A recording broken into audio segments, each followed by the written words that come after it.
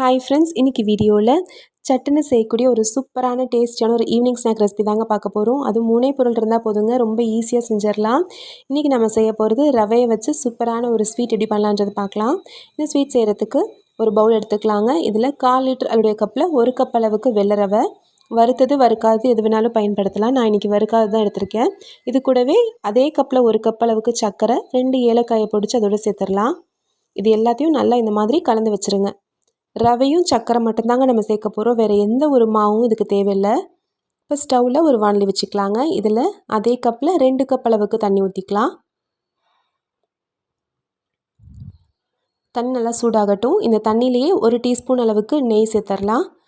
நெய் இல்லை அப்படின்னா அதுக்கு பதிலாக நீங்கள் எண்ணெய் சேர்த்துக்கலாம். தண்ணி நல்லா கொதித்து வரட்டும். தண்ணி நல்லா கொதிக்கும் போது நம்ம கலந்து வச்சுருக்க அந்த ரவையும் சர்க்கரையும் இதோட போட்டு நல்லா மிக்ஸ் பண்ணிக்க போகிறோம். இப்போ இந்த தண்ணியிலேயே ஒரு 1/4 டீஸ்பூன் அளவுக்கு உப்பு சேர்த்து நல்லா கலந்து விட்டுருங்க. தண்ணி நல்லா கொதிக்குது. தண்ணி நல்லா கொதிக்கும் போது சிம்மில் வச்சுட்டு நம்ம கலந்து வச்சுருக்க அந்த ரவை சர்க்கரையை சேர்த்து மீடியம் ஃப்ளேமில் வச்சு நல்லா இந்த மாதிரி மிக்ஸ் பண்ணி விடுங்க. கட்டி இல்லாமல் நல்லா கலந்து விட்டுக்கோங்க. இது கிட்டத்தட்ட கேசரி மாதிரி தாங்க இருக்கும், ஆனால் 1க்கு 2 தண்ணின்ற அளவில் சேர்த்துருக்கோம். மீடியம் ஃப்ளேமில் வச்சு இந்த மாதிரி நல்லா மிக்ஸ் பண்ணும்போது சட்டுன்னு ஒரு 4-5 நிமிஷத்துலேயே உங்களுக்கு நல்லா திக்காயிரும். பாருங்கள், கொஞ்சம் கொஞ்சமாக அப்படியே திக்காக ஆரம்பிக்குது.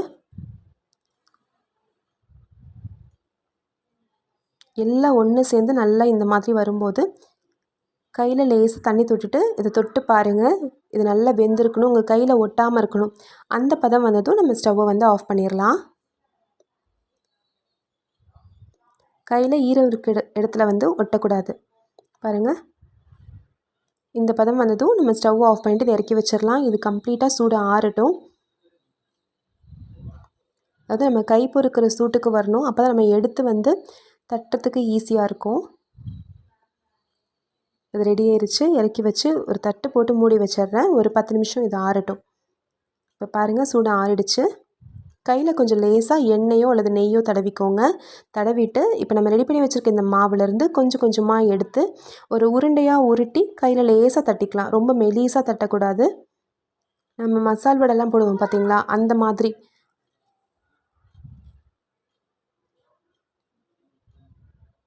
அந்த அளவுக்கு திக்னஸ் இருந்தால் நல்லா டேஸ்ட்டாக இருக்கும். பாருங்கள், இந்த அளவுக்கு. அதிரசம்லாம் விட கொஞ்சம் திக்காக இருக்கணும். கையில் எடுத்துக்கோங்க. இந்த மாதிரி உருண்டை பிடிச்சி இப்படி லேசாக தட்டிக்கோங்க போதும். இதே மாதிரி எல்லாத்தையும் தட்டி ரெடி பண்ணி எடுத்து வச்சுக்கலாம். நம்ம நார்மலாக அப்பம்லாம் செய்யும்போது பார்த்திங்கன்னா உங்களுக்கு எண்ணெய் நிறையா குடிக்கும். ஆனால் இந்த ஸ்வீட் உங்களுக்கு எண்ணெய் குடிக்காது, நல்லா டேஸ்ட்டாக இருக்கும். இதே மாதிரி எல்லாத்தையும் ரெடி பண்ணி வச்சாச்சு. ஸ்டவ்வில் ஒரு பேன் வச்சுக்கலாங்க. பேனில் பொரிக்க தேவையான அளவுக்கு எண்ணெய் ஊற்றிக்கலாம். எண்ணெய் நல்லா சூடாகட்டும். எண்ணெய் சூடானதும் நம்ம ரெடி பண்ணி வச்சுருக்க இந்த அப்பத்துலேருந்து நீங்கள் எவ்வளோ பெரிய பேன் எடுத்துருக்கீங்களோ அதுக்கு தகுந்த மாதிரி 4ஓ 5ஓ அந்த மாதிரி போட்டுக்கலாம். நான் எடுத்துருக்கிறது கொஞ்சம் அகலமான பேனாகவே எடுத்திருக்கேன். அதனால் ஒரு 6லேருந்து 7 வரைக்கும் போட்டு பொரிச்சு எடுக்க முடியும். ஒன்றுனா இந்த மாதிரி போட்டுக்கலாம்.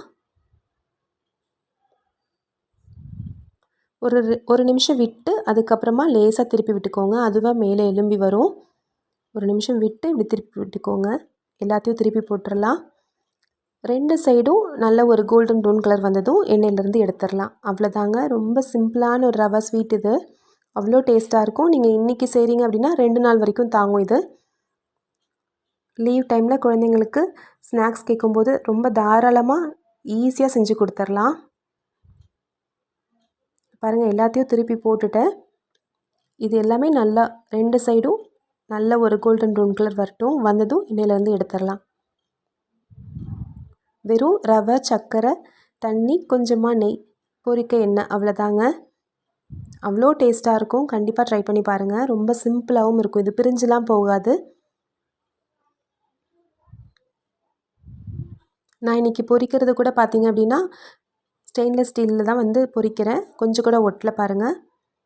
2 சைடும் நல்ல ஒரு கோல்டன் ப்ரௌன் கலர் வந்ததும் எண்ணெயிலேருந்து எடுத்துடலாம். வெளியில் கிறிஸ்பியாக, உள்ள சாஃப்டாக, நல்லா டேஸ்டியான உடனடி ரவை அப்பம் ரெடி ஆயிடுச்சு. இது நம்ம ரவை அதிரசம்னு கூட சொல்லலாம். அவ்வளோ டேஸ்ட்டாக இருக்கும்.